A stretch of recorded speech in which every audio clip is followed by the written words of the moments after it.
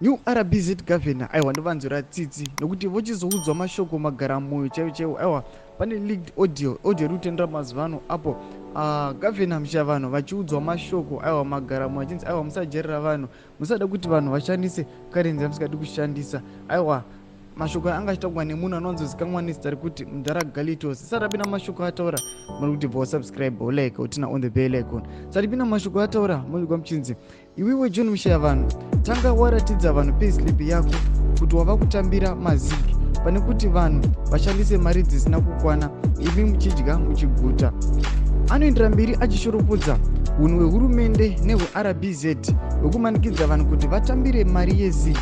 Galitos anoti hurumende ngaitange yagamuchira mari yegold zim gold ndokuti igoshandiswa zvakanaka nevanhu.